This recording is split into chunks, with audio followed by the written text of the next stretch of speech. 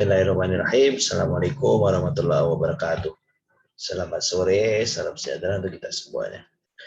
Perkenalkan, nama Ananda Habib Fitra Alfian, NIM 2004-2210 dengan mata kuliah Manajemen Sumber Daya Manusia Sektor Publik dengan Bapak dosen Bapak II Permana STMT. Marilah kita akan membahas pertemuan 9 ya, motivasi. Apa itu motivasi? Ini dia.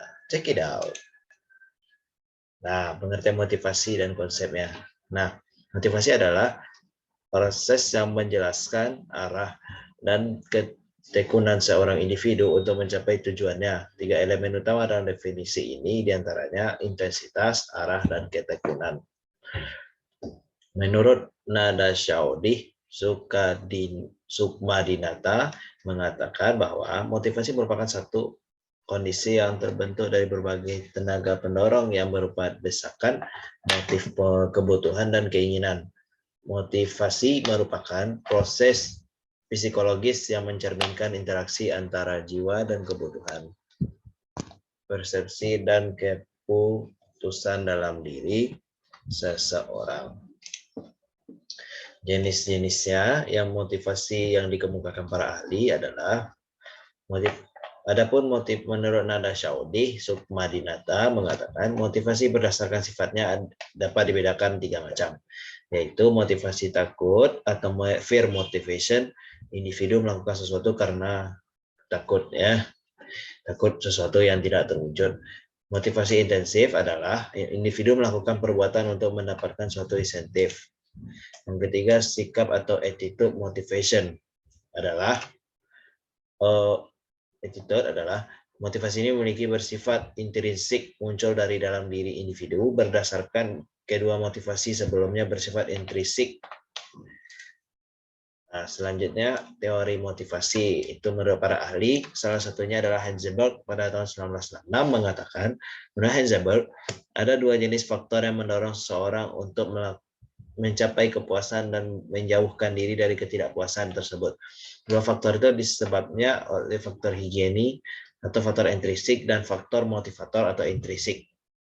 Faktor higieni motivasi seseorang untuk keluar dari ketidakpuasan termasuk di dalamnya adalah hubungan antar manusia, imbalan kondisi lingkungan, dan sebagainya.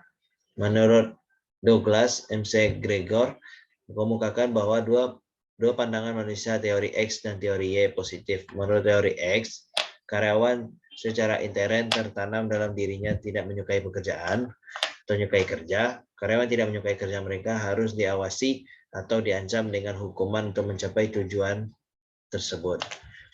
Nah, sedangkan dari Y yang positif ya, kontras dengan pandangan negatif ini mengenai kodrat manusia 4 teori Y. Karyawan dapat memandang kerjasama sewajarnya, orang akan menjalankan pengarahan diri, rata-rata orang menerima tanggung jawab dan kemampuan untuk mengambil keputusan inovatif. Selanjutnya, konsep memberikan motivasi kepada SDM pada karyawan. Nah, menjadi pendengar yang baik, mengarahkan karir karyawan, menciptakan atmosfer pekerja yang menyenangkan, menerapkan program reward. Program reward ini adalah hadiah yang bagaimana asas keberhasilan orang tersebut dalam melakukan pekerjaannya. Nah, peranan kompensasi ini adalah contoh studi kasus dari studi kasus di ITS ya.